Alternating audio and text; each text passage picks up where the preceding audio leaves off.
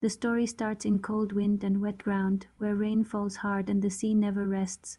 Long ago, the Vikings built homes, ships, and posts that touched water every day, yet some of that wood still stands today. This sounds strange because wood should rot fast in wet soil, but theirs did not. So what did they know that we forgot? Today we will uncover a simple idea, not magic.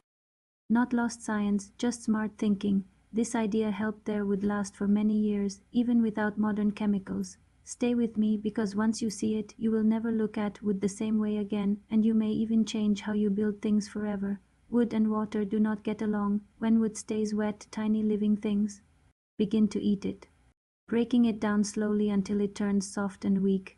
This is what we call rot. Today, builders fight rot with strong chemicals and pressure treatments, trying to force protection into the wood.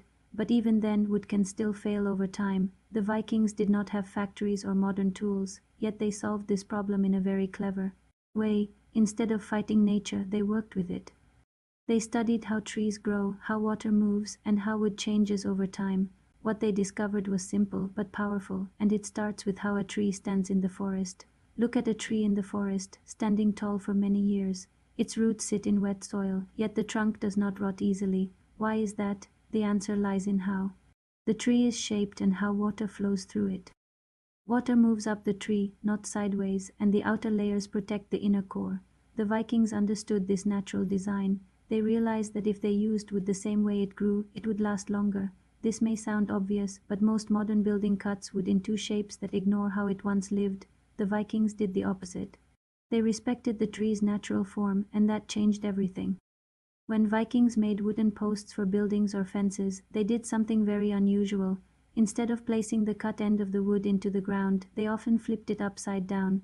This means the top of the tree went into the soil and the base faced up. Why would they do this? Because water moves through wood in one main direction. By flipping the wood, they slowed down how water entered and stayed inside.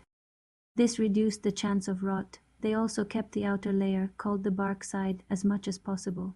This outer layer acted like a shield, protecting the wood from damage and moisture. The Vikings had another trick, and it involved fire. Before placing wood into the ground, they would lightly burn the surface, not enough to turn it into ash, but just enough to create a black, hard layer. This process sealed the wood and made it less friendly to rot and insects. Today we call this a form of charring, and it is still used in some parts of the world. The heat changes the surface of the wood, making it more resistant to water and decay. It is simple, it uses no chemicals, and it works surprisingly well. The Vikings combined this with their wood placement method, creating a strong natural defense. Where the wood goes is just as important as how it is prepared. The Vikings avoided placing wood in spots where water would sit for long periods. They chose well-drained soil or added small stones around the base to help water move away. This kept the wood from staying wet for too long. They also shaped the tops of posts so rain would run off easily instead of pooling on flat surfaces. These small details made a big difference over time. Modern builders sometimes overlook these steps, relying only on treatments. But the Vikings knew that design and placement could protect wood just as much as any coating or chemical.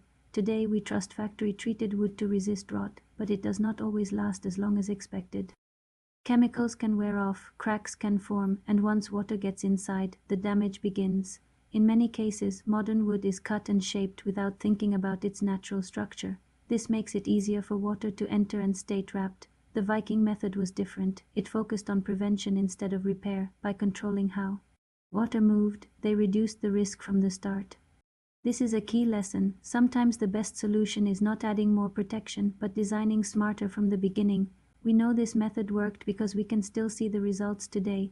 In parts of northern Europe, old wooden structures and posts have survived for hundreds of years. Some Viking-era wood shows far less decay than expected, even after long exposure to harsh weather. This is not luck, it is the result of careful choices and simple techniques. While not every piece survived perfectly, enough remains to show that their approach had real value.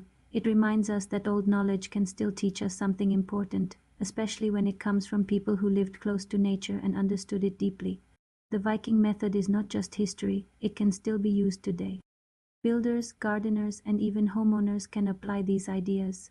You can flip wooden posts, char the surface lightly, and choose better placement to reduce moisture.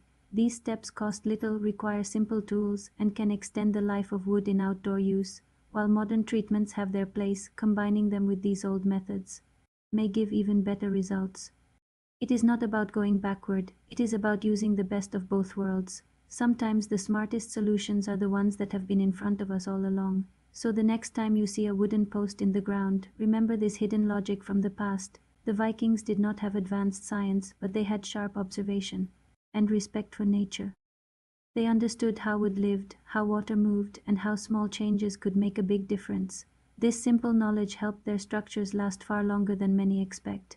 Maybe it is time we pay attention to these old ideas again. If you found this story interesting, like the video, share it with someone who loves history or building, and subscribe to True Historia for more hidden knowledge from the past. Also, tell us in the comments what you think and what you want to see next.